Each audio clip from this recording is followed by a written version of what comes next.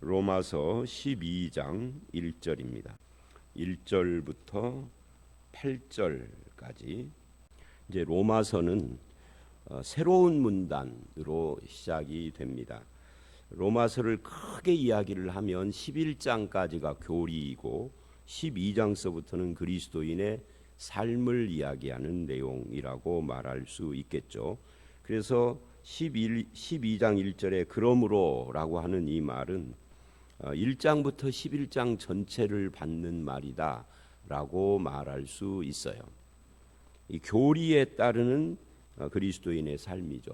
우리가 이 바울 서신을 읽어보면 로마서가 대표적이고 에베소서도 이 그러므로라는 말로 문장을 전환을 하면서 앞에는 교리, 뒤에는 삶. 그러니까 기독교인의 삶이라는 것은 교리에 따르는 삶인 거죠.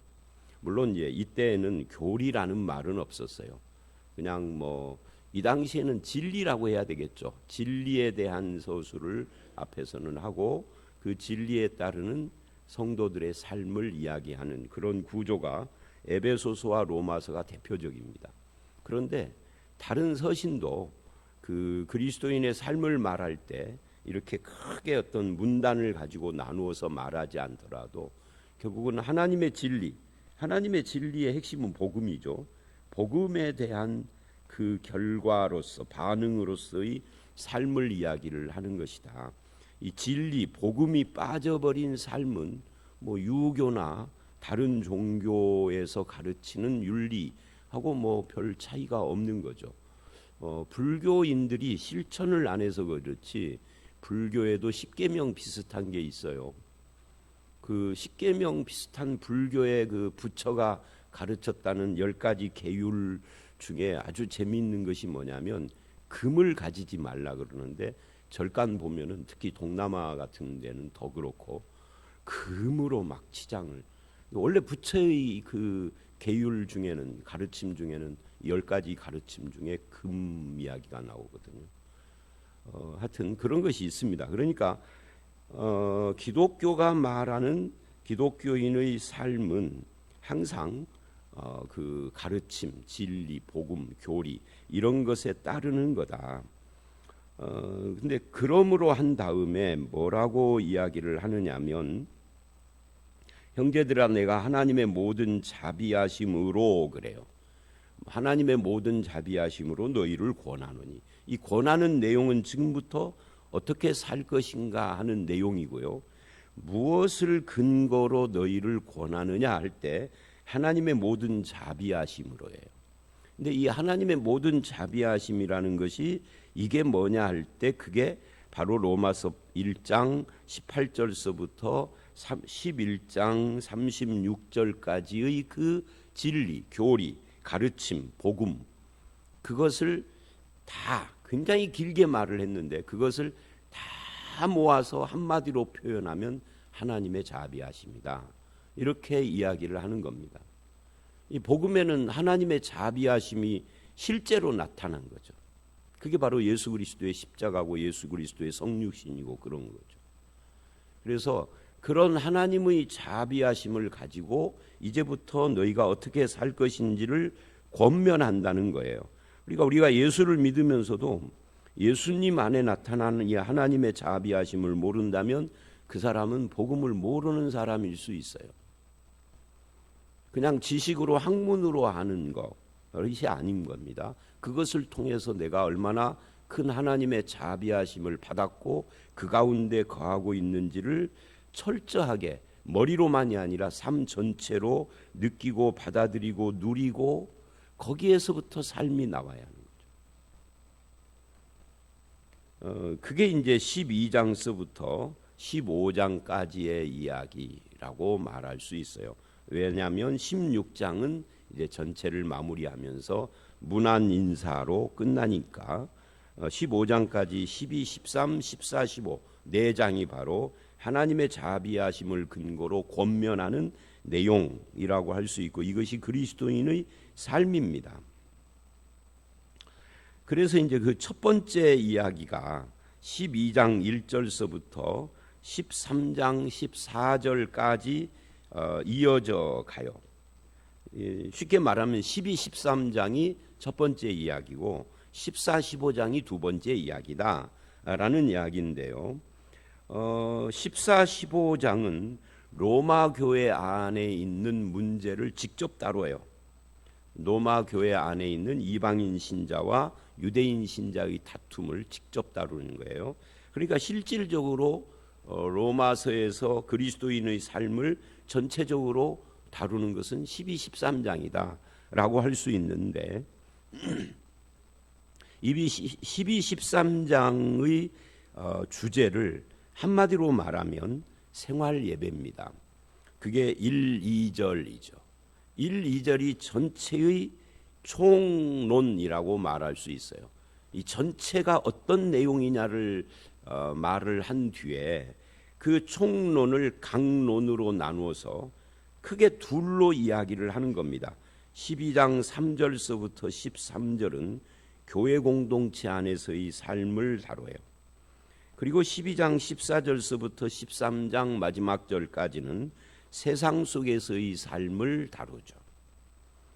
둘 다 핵심이 교회 공동체 안에서의 삶인 3절로 13절의 핵심이 9절, 10절 내일 말씀에 나오는 사랑이고요. 세상 속에서의 삶을 다루는 본문에서도 13장 8절로 10절에 보면은 그 핵심이 사랑이에요. 그래서 그런 구조를 가지고 우리가 이 본문을 지금 보는데 그런 의미에서 하나님의 자비하심으로 권한다 한 뒤에 나오는 총론이 무엇인가가 참 중요하죠. 그게 1절, 2절입니다. 한마디로 말하면 너희 몸을 하나님이 기뻐하는 거룩한 산제물로 드려라. 즉 너희 몸을 드리라예요. 여기서 몸을 드리라 할 때 몸이라는 말 소마라고 하는 것은 몸뚱아리, 몸뚱아리를 말하는 게 아니라 신체를 말하는 게 아니라 육체를 말하는 게 아니라 우리의 삶을 말하는 겁니다. 전 존재. 이 소마라는 말은 전 인격, 전 존재, 삶, 생활 이런 의미를 가지고 있는 단어입니다.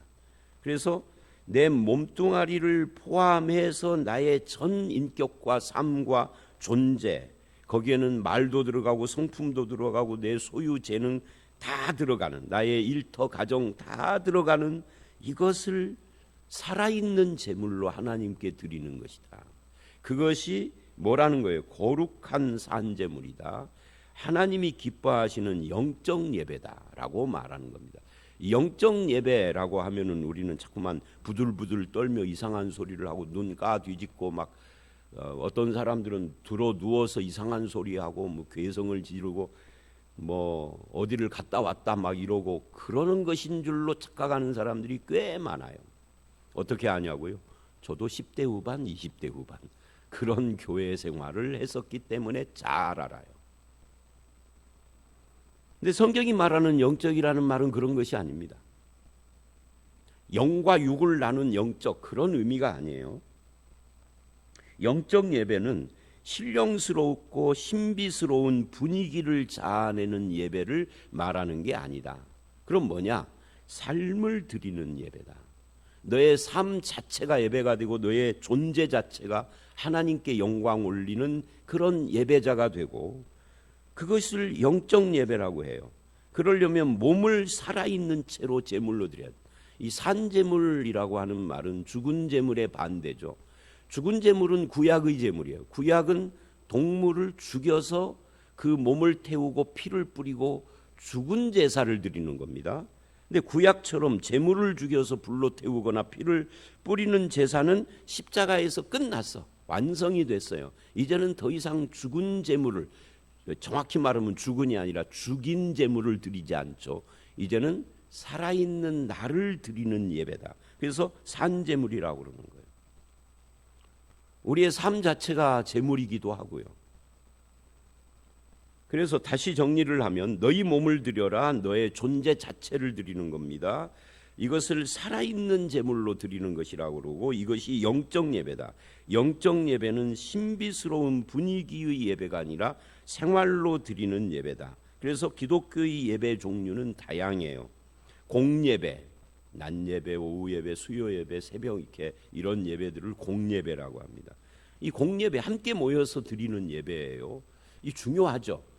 그것 이외에 개인적으로 드리는 예배가 있죠. 개인 예배, 말씀과 기도, 찬양으로 하나님께 나아가는 모든 행위가 다 개인 예배에 속할 거예요. 그래서 공예배와 개인 예배는 서로 균형을 맞춰야 하는 거죠. 그리고 마지막으로 오늘 본문이 말하는 생활 예배, 나의 삶 자체가 하나님 앞에서의 삶이 되어야 하는 예배를 말하고 있는 겁니다. 공예배에서 은혜를 받으려면 개인적으로 하나님과 교제를 끊임없이 해야 하고, 그렇게 개인 예배와 공예배에 받은 은혜와 깨달음을 가지고 삶의 현장에서 이어지게 하는, 그래서 이 세 개가 균형을 잡혀서 잘 이루어질 때 그의 신앙생활이 힘을 얻고 바르게 가는 거죠. 근데 우리는 대부분 기독교인들은 공예배, 그것도 공예배가 뭐 주일 오전, 오후, 수요, 그리고 새벽기도 있고 그러는데 딱 한 번 주일 오전 예배 한 번, 그것도 한 달에 한 번은 빠지고, 이 신앙생활이 잘 되느냐고요? 안 되는 거죠. 그러니까 썬데이 크리스찬, 행함이 없는 믿음으로 사는 거예요. 그건 없는 믿음이죠. 그래서 공예배, 개인 예배, 항상 개인적으로도 하나님을 늘 만나야 돼요. 매일. 그거를 집에서 하기 어려우니까 교회에서 지금 새벽에 우리가 모인 거죠. 그러니까 이 새벽 예배는 전 세계 어디에도 없는 한국 교회만 있는, 한국인들이 가는 외국에서도 물론 있지만 그러는데, 이게 개인적으로 하나님을 만나야 할 것을 교회에다가 모아놓은 거예요. 자, 뭐 형태야 그렇죠. 그런데 이제 생활 속에서도 예배가 이루어지느냐 하는 거예요. 직장 생활하다가 잠시 기도하라 이 말이 아니에요. 삶 자체가 주님과 동행하는 삶이 이루어져야 완성이 되는 거예요. 지금 그 이야기를 하는 겁니다. 근데 여기서 드린다라는 말은 너희 몸을 하나님이 기뻐하시는 거룩한 산제물로 드린다라고 하는 말은 뭘 헌금을 드린다 이런 의미가 아니라 사용된다는 뜻이에요. 거룩한 산제물로 사용되어야 한다. 교회 안에서뿐만 아니라 교회 밖에서도 삶의 현장에서 그리스도인다운 그런 삶을 드려야 된다. 그거를 마태복음에서는 뭐라고 그랬죠? 빛과 소금으로 사는 것이다 그랬어요. 빛과 소금으로 사는 것은 뭐냐? 너희 착한 행실을 보여야 한다. 이렇게 이야기를 하고 있는 거죠. 삶의 문제예요. 그래서 빌립보서 1장 21절은 사도 바울이 이렇게 말을 해요. 내가 사는 것이 그리스도다라고. 죽는 것도 좋다는 거죠. 근데 사는 것이 그리스도다. 이 세상의 압력과 유혹에 굴복지 않고 그리스도인답게 사는 힘은 내가 그리스도 안에서 사는 것이다. 그런 말이죠. 그러면서 이렇게 말을 합니다. 2절. 그렇게 삶의 예배, 영적 예배를 드리려면은 무엇을 어떻게 해야 되느냐? 그 대답이 2절이에요. 이 세대를 본받지 말아야 된다. 이 세대, to the pattern of world라고 성경 공부 때 제가 말을 하죠. 이 to the pattern of world, 세상이 가지고 있는 어떤 틀, 세상이 우리를 향하여서 나를 찍어내려고 하고 나를 변형시키려고 하는, 만들어내려고 하는 이걸 이제 세상 정신이라고 그렇게 갈라디아서는 말을 하죠. 그 세상 정신에 의해서 네가 찍어내고 변형되고 그걸 따라가고 본받고 이러는 것들을 하지 말고 그거를 중단하고 그런 이야기예요. 요한일서 2장 15절 16절은 이 세상 정신의 특징을 육신의 정욕, 안목의 정욕, 이생의 자랑이라 그래요. 그런 것들을 추구한다는 거죠. 갈라디아서 5장 26절은 그걸 헛된 영광을 위해서 서로 투기하고 격동하는 것이라 그래요. 그런 것들을 중단하고 그런 이야기예요. 뭐 으뜸이 되고 권세를 부리고 대접을 받고 예수님은 그렇게 표현을 했죠. 그런 것들이 세상 정신이고 투더 패턴을 볼 때 패턴, 세상의 패턴인데 세월이 1000년이 지나도 세상 정신은 안 변했어요. 아니 1000년이 아니라 아담 때부터 예수님 재림할 때까지 세상 정신은 똑같아요. 문명만 바뀐 거지. 여기에 죄와 사망의 원리가 작동하는 겁니다. 그거를 로마서는 죄와 사망의 법이라고 그랬죠. 법. 근데 우리는 로마서 8장 1, 2절 그 죄와 사망의 법에서 어떻게 된 거예요? 해방된 사람들입니다. 생명의 성령의 법 아래 사는 자들로 바뀌었는데도 말만 바뀌었다고 그러고 실제로는 세상의 원리를 따라서 살아가고 있는 거죠. 그러니까 하나님의 통치를 안 받고 죄와 세상과 사탄의 통치를 받는다라고 할 수 있죠. 그건 구원받은 것이 아니에요. 어둠의 세상 주관자의 지배 아래 있으면 구원이 아니잖아요. 그래서 세상을 본받지 않고 그 다음에 뭐라고 그래요? 마음을 새롭게 함으로 변화를 받아라. 이어지는 이야기예요. 여기서 마음을 새롭게 함으로 변화받는다 할 때 이 단어는 형체를 변화시킨다는 말의 수동태예요. 그러니까 누군가에 의해서 계속 변화되는 걸 말하는 거예요. 그 누군가가 누굴까요? 하나님이시고 성령님이시죠. 또는 진리라고도 할 수 있겠죠. 성령께서 진리로 우리를 계속해서 변화시키는 겁니다. 뭐를 변화시키는 거죠? 외형을 변화시키는 것이 아니라, 물론 결과적으로는 외형도 변화되죠. 담배를 끊고 술을 안 먹고 뭐 이런 것도 변화되지만 근본적으로 원리, 정신, 그 가치관, 그의 세계관, 이 뿌리가 변화되어야 하는 거죠. 그런 변화를 받아서 그 다음에 이렇게 말을 해. 세 번째, 그러니까 세 가지를 이야기하는 겁니다. 이 세대를 본받지 말고 마음을 새롭게 함으로 변화를 받고, 그 다음에 하나님의 선하고 기뻐하고 온전하신 뜻, 줄이면 하나님의 뜻을 분별해야 한다. 이것이 영적 예배를 드리는, 너의 몸을 드리는 삶의 원리이다, 기초다라는 이야기예요. 하나님의 뜻, 이 하나님의 뜻은 우리 인생의 방향 같은 거죠. 우리가 이해할 수 없고 답답하고 당황스러운 현실 앞에서 방황을 하지만 거기에 담긴 하나님의 뜻은 온전하고 기뻐하시고 그러는 거예요. 선한 겁니다.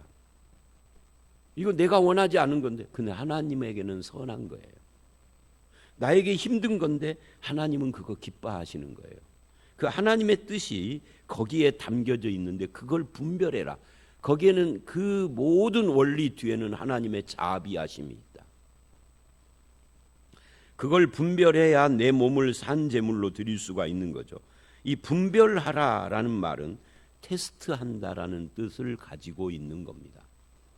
그러니까 무엇이 하나님의 뜻인지를 검증을 해봐야 됩니다. 어떻게 검증을 하죠? 말씀과 삶 사이에서 계속 교류를 해야 합니다. 말씀 묵상하고 끝내버리면 검증이 안 돼요. 말씀 묵상하고 삶의 실천을 해봐야 그게 검증이 되는 거죠. 이 삶의 실천은 뿌리가 말씀이어야 하고요. 그래서 이 둘이 계속해서 24시간 교류되는 거예요.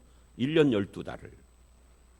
그렇게 해서 하나님의 뜻이 무엇인지가 점점 처음부터 왕창 드러나는 사람도 있겠지만 대부분은 점점 드러나는 거죠. 거기에다 내 삶을 드리는 거예요. 이게 총론입니다. 총론. 12, 13장, 15장까지 기독교인의 삶의 총론이에요. 이렇게 살아야 한다. 그래 놓고 이제 3절서부터는 구체적으로 강론에 들어가는데, 그 중에 첫 번째가 3절로 13절 교회 안에서의 삶인데 오늘은 8절까지를 끊었죠. 그러니까 그리스도인은 구체적으로 그러면 어떻게 자기 몸을 들이며 살아야 하느냐 할 때 3절은 생각을 다뤄요. 우리나라 성경에는 생각이라는 말이 3번 나오는데 원문에는 생각이라는 단어가 4번 나와요. 뭐 3번이나 4번이냐 그게 중요한 것은 아닌데, 말하자면 생각을 엄청 강조한다 그 말이에요. 근데 어떤 생각을 말하느냐면 믿음의 분량대로의 생각이에요. 하나님의 교회에서 우리를 섬기라고 주신 다양한 역할들이 있는데 그 뜻, 그것에 담긴 뜻, 그것을 내 믿음의 분량과 연결해서, 그러니까 믿음의 분량은 둘인데 우리가 욕심내는 것은 넷이잖아요. 그래서 마땅히 생각할 생각을 이야기하는 겁니다. 믿음의 분량과 마땅한 생각, 영적인 거룩한 산제사를 드리는 생활 예배는 성도를 그 생각을 겸손케 하는 거예요. 우리는 이 생각이라는 단어를 꿈이나 비전으로 바꿀 수 있어요. 이 젊을수록 꿈과 비전을 강조하는 교회가 젊은 사람들이 많이 온다라고 하는 그런 어떤 것을 알 수가 있는데, 그러다 보니까 자기에게 주신 하나님의 뜻을 잘 모르는 젊은 시절에는 그저 욕심껏 꿈을 이야기를 하는 걸 좋아하지만 사실은 각 사람에게 하나님이 주신 뜻과 또 목표는 다 달라요. 재능, 달란트도 다른 거고요. 분량이 다르다 그 말이에요. 그 분량을 발견하고 거기에 자기를 들여야 하는데 이 생각의 변화가 필요한 거죠. 분수를 알아야 한다 그런 말이에요. 그리고 분수를 알고 방향을 돌이켜서 올바른 방향으로 나아가야 하는 거죠. 남의 분량을 부러워하지 말아야 한다. 남의 분량을 부러워하고 자기 분수를 모르면 뭐가 일어나죠? 다툼이 일어나죠. 섬기기보다는 섬기려고 주신 나의 분량을 가지고 위세를 떨고 교만하고 누군가 위에서 권세를 부리려고 하고, 이것이 안 되면은 그냥 처져 가지고 불평만 하는 이상한 신자가 되는 거예요. 그게 3절 말씀이라고 할 수가 있습니다.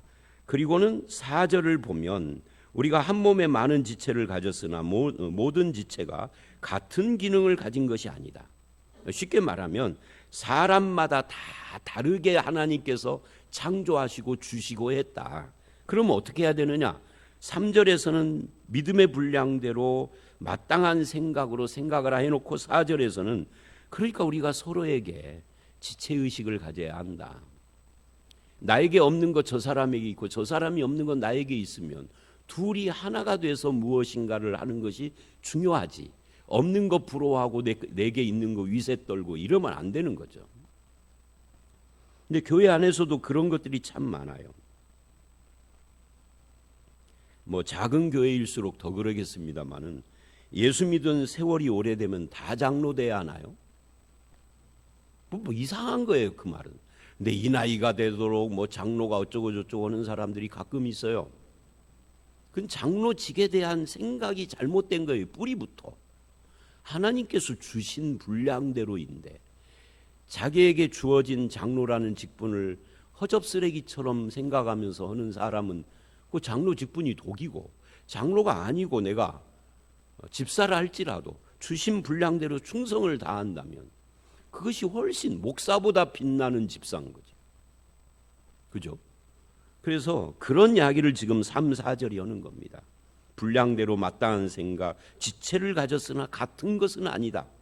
기능이 다 다르다. 너가 있으면 내가 있고 다 그러는 것이다. 그런 이야기예요. 이 보면은 목사가 할 수 없는 일을 잘하는 사람들이 교회 안에 얼마나 많아요. 저는 전기 옆에는 가려고 하면은 벌벌 떨릴 정도로 가기도 싫어해. 근데 전기 오고 사는 분도 있잖아요. 그죠? 그게 직업이고. 그 대신에 내가 잘하는 것이 있는 거죠. 그거는 내가 잘못하지만 내가 잘하는 것을 하면 되는 겁니다.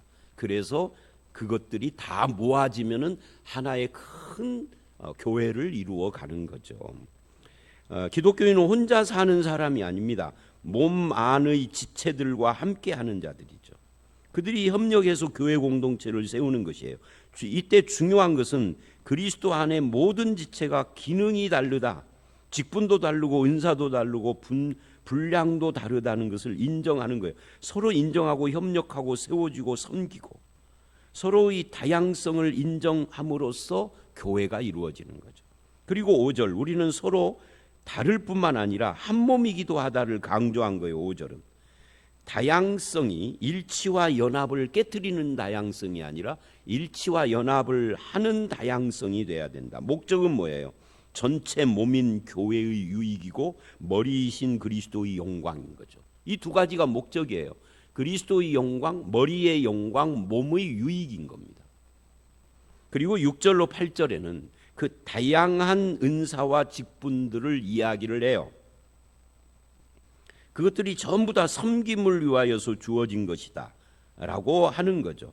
여기에서 6절로 8절에서 이 강조점은 6절에 은혜대로, 주신 은혜대로, 이게 강조점이에요. 하나님이 우리에게 어떤 은사나 기능이나 재능 또는 직분을 주신 것은 그것이 무엇이든지 간에 다 은혜대로 주신 겁니다. 그래서 우리는 어떻게 반응을 해야 하는 겁니까? 은혜대로 주셨기 때문에 믿음의 분수대로 반응을 해야 합니다. 내가 할 일은 없다라고 말하거나 나는 아무것도 아니다라고 말하면 안 되는 겁니다. 모든 지체가 상호 보완적이에요. 그래서 종류들을 쭉 이야기를 하는데 여기에 나오는 종류가 다는 아니에요. 신약 성경에 나오는 이 은사와 직분들은 한 29가지, 거의 30가지 정도 됩니다. 근데 학자들은 로마서의 은사와 직분과 고린도전서의 에베소서의 은사와 직분이 다 다르다. 이 세 군데에 집중되거든요, 은사와 직분이. 근데 다 다르다는 것은 뭘 의미하느냐?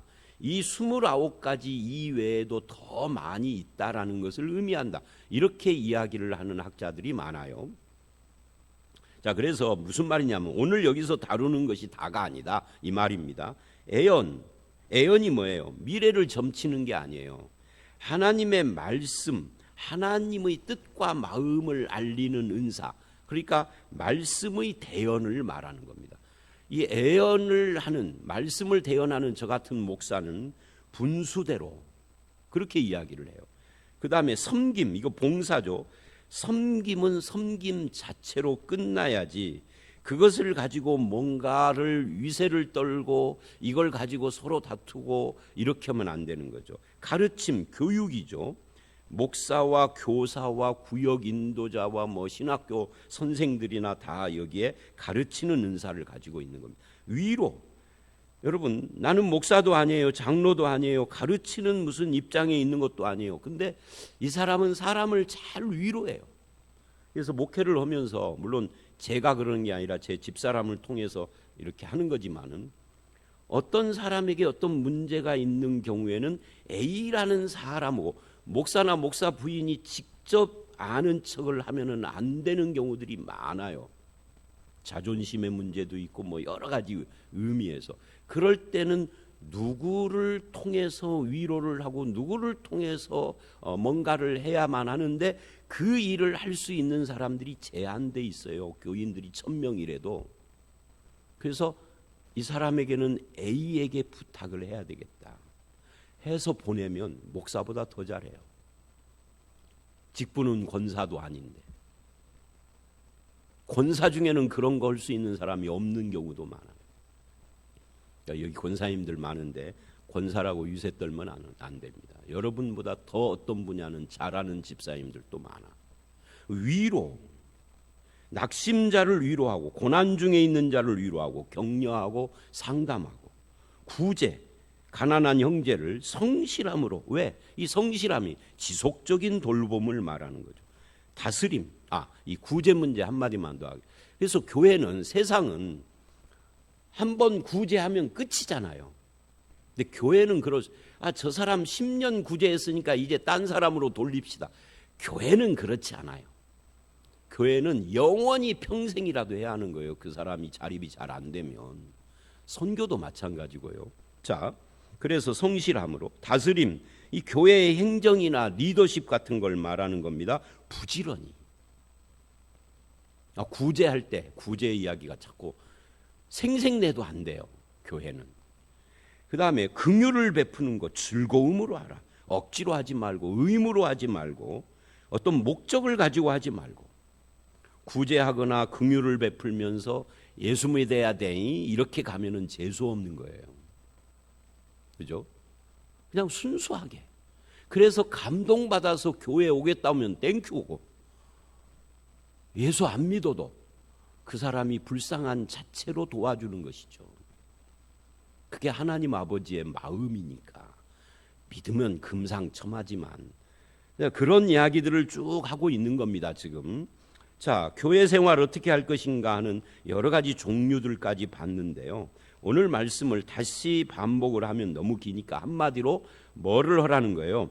너희 몸을 하나님이 기뻐하시는 거룩한 산제물과 영적인 예배로 드려라. 너희 삶 자체가 하나님의 뜻을 반영하는 삶을 살아야 한다. 생각부터 바꾸고 의식부터 바꾸어서 교회 안에서부터 실천하라라고 지금 말하고 있는데, 저와 여러분의 삶이 거룩한 산제물로 우리의 삶을 드리는 그런 삶이 되시기를 주의 이름으로 축원합니다. 함께 기도하겠습니다. 하나님, 우리가 이 세대를 본받지 말고 마음을 새롭게 함으로 변화받아서 하나님의 뜻을 분별하고 우리의 생각까지도 온전히 하나님의 뜻을 반영하는 삶을 사는 것이 영적 예배요 거룩한 산제물이라는 것을 알았습니다. 주님, 우리의 삶 속에 그리스도의 영광을 드러내고 주님의 말씀의 진리 뜻을 드러내는 그런 열매가 맺어지는 삶을 살게 하여 주시옵소서. 특별히 교회 안에서 지체를 인정하고 권위를 부리거나 또는 불평을 하는 자가 아니라 자기에게 주신 분량대로 섬기는 우리 모두가 되게 하셔서 좋은 교회, 정말 칭찬받는 교회, 사람들이 부러워하는 그런 하나님의 뜻이 드러나는 교회를 이루어 가도록 함께하여 주시옵소서. 예수님 이름으로 기도드려 싸움나이다. 아멘.